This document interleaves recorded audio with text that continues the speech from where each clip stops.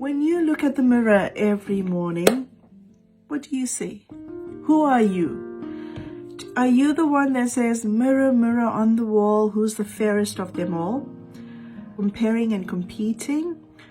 Or are you Little Red Riding Hood and you look at yourself in the mirror and you say, oh gosh, what big eyes I have. Oh, my nose isn't the best size. Oh gosh, my thighs are getting fatter every day. Or look at the flab on my tummy. So are you the fault-finding person? Now, these two syndromes, comparing and competing syndrome and fault-finding syndrome, can actually break us down. Now, I do a lot of mirror work with my clients. When they come to me, they look at themselves in the mirror, and sometimes a lot of them end up in puddles of tears. They don't ever end up getting the chance of looking deep within themselves. Now, we need to get rid of these syndromes very quickly. Finding faults, comparing ourselves with other people, that isn't constructive to build ourselves up. So what do we need to do? We have to make ourselves a priority.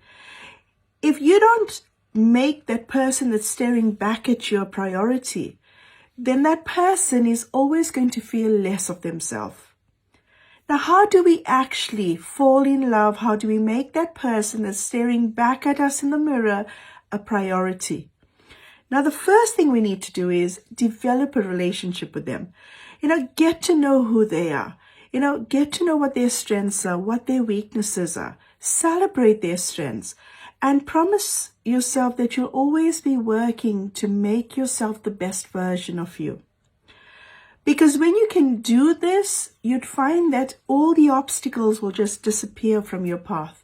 But if you constantly don't make that person a priority and build a relationship with that person staring back at you in the mirror, you're going to find that things will come by in their paths. You'll have hindrances, you'll have obstacles, and you'd find it hard to just climb over them. The second tip is romance yourself. Fall in love with yourself. Because if you don't give that person who's staring back at you unconditional love, nobody else is. So it is up to you to actually fall in love with that person that's staring back at you. Self-love is one of the most powerful love that we can actually give ourselves. When we can find love in ourselves, we create oxytocins. The brain actually releases oxytocins, and that is synonymous to love. And when that is flowing through our bloodstream, it's the most healthiest environment for our cells. And if our cells are happy, then we are happy and we are healthy. And we'd find that if our bodies are healthy, we end up becoming happier. The third thing is put that person first. Yes, you need to consider the person who's looking back at you. Consider their feelings. Consider their thoughts. Dig deep and stop being other people's doormats. You need to rise above that. You can't surround yourself with people that puts you down. You can't surround yourself with people that constantly, look at you and they don't see any worth in you. Because if you surround yourself with people like that, then you are not giving that person that's staring back at you enough attention. You're not putting that person first. And I know when I tell my clients this, they realize that the person that was standing in their path from their own success was actually themselves. So surround yourself with people that actually lift you up, so that you can walk closer to that best version of yourself. And how awesome would that be? When you realize that you are the most important person in your life, it's actually liberating. You actually feel the sense of freedom. The fourth thing is understand that the only competition and the biggest competition you have is with yourself, nobody else. If you're a therapist, there's millions of other therapists out there, but be your own competition. There's hundreds and hundreds of plumbers. There's hundreds and hundreds of beauticians. There's hundreds of coaches and business therapists and so on.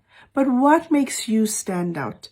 So understand that you are your biggest competition. You are your biggest competitor. So you need to value that person that's staring back at you, value their opinions, and the best way to do this is find silence every single day to listen and tap into that inner wisdom, because you have a whole universe of wisdom and knowledge and data that's already here, that's in here inside of us. But we need to find silence to listen. And the last thing is, my fifth tip, is that Marissa Peer, who I've learned my rapid transmissional therapy from, which is one of my tools in my toolbox that I use with my clients, she's got this campaign, I Am Enough campaign. And when I started my RTT, which was about 2 years ago, I wrote on every single mirror in the house, I am enough. And you know what? Those 3 words didn't just help me. It started to help my kids. It started to help my husband. And those 3 words are pretty powerful words. For somebody to stand in front of the mirror and look at themselves and see those 3 words there, I am enough, every single time they look at themselves in the mirror, it becomes power. Those 3 words are so packed with power. And you need to first go around your home after you log off from here. Go around your home on every single mirror. Instead of having a blank mirror, write down these 3 words, I am enough. And you'd find that first you see it, then you start to feel it, and then you end up believing it. And that is when the magic starts, when you believe that you're more than enough. And remember, that person that's staring back at you, if you don't do these 5 tips, you'd find that you'll never build a relationship with that person, and that person will always feel unloved. So make a promise to that person that's staring back at you in that mirror, that you will make that person a priority. You will always love them and put them first in your life. Promise them that you will cherish them and you will love them. Because if you don't, nobody else will. Lots of love. Have a wonderful day. Have an open heart and an open mind, and that is the key to success.